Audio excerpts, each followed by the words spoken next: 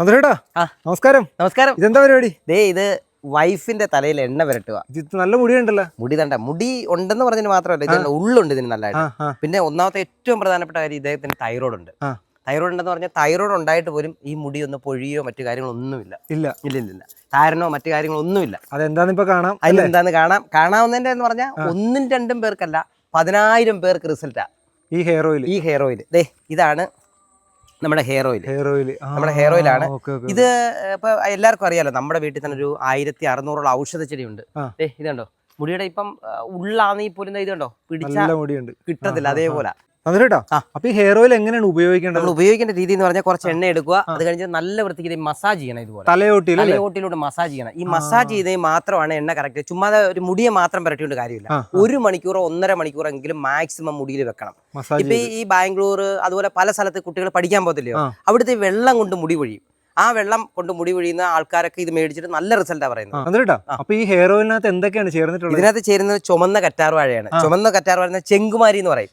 അത് ഉൾപ്പെടെ തൊട്ട് നമ്മുടെ എണ്ണയ്ക്കകത്ത് ചേരുന്ന ഒരു 28ഓളം മെഡിസിൻ ആണ് ചേരുന്നത്. എന്ന് പറഞ്ഞാൽ അതെല്ലാം ജീവനുള്ള മരുന്നാണ്. അതാണ് ഇതിന്റെ ഗുണം. പിന്നെ ഇതിനകത്ത് നീലയമരിയുണ്ട്, നെല്ലിക്കയുണ്ട്, അതിന്റെ എല്ലാ സാധനമുണ്ട്. പിന്നെ ആൾക്കാർ പറയാറുണ്ട് ഈ എണ്ണ പുരട്ടി, സാധാരണ എണ്ണ പുരട്ടുമ്പം പനിയൊക്കെ വരുമെന്ന്. ഇത് വരത്തില്ല. കാരണം അതിന് പനി വരാതിരിക്കാനുള്ള സാധനം വരെ ഇതിനകത്ത് ആഡ് ചെയ്തിട്ടുണ്ട്. അതുകൊണ്ടാണ് ഇതിന്റെ ഏറ്റവും വലിയൊരു പ്രത്യേകത.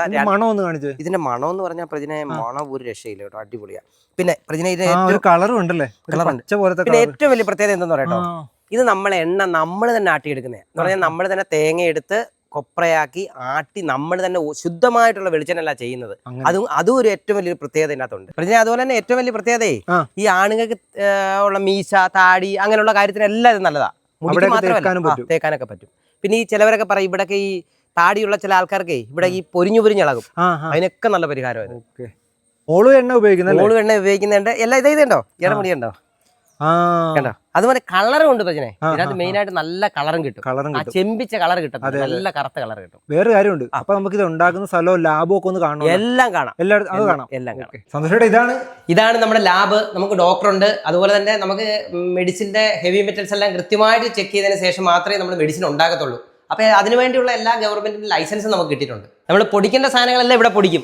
പൊടിച്ച് റെഡിയാക്കിയതിന് ശേഷം നമ്മൾ ഏറ്റവും പ്രധാനമായിട്ട് തേങ്ങ ഉണക്കുന്നത് ഡീഹൈഡ്രേറ്റഡ് അല്ല, അത് കാണിക്കാം.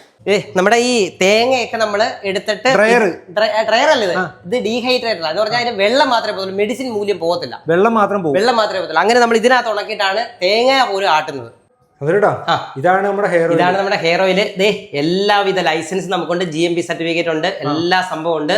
പിന്നെ ഇത് നമ്മുടെ ഉപയോഗിച്ച് കഴിയുന്നവരെ എന്ന് പറഞ്ഞാൽ 10,000 ആൾക്കാർക്ക് റിസൾട്ട് ഉണ്ട്. ഒരാൾ ഉപയോഗിച്ചിട്ട് അടുത്ത ആളോട് പറയാറുമുണ്ട്. അപ്പൊ ഇത് വേണ്ടവർക്ക് നമ്മുടെ ഈ വീഡിയോയിൽ നമ്പറുണ്ട്, അത് വാട്സാപ്പ് നമ്പറാണ്. അതിലേക്ക് മെസ്സേജ് അയച്ചു കഴിഞ്ഞാൽ തീർച്ചയായിട്ടും നിങ്ങളുടെ വീട്ടിലെത്തും.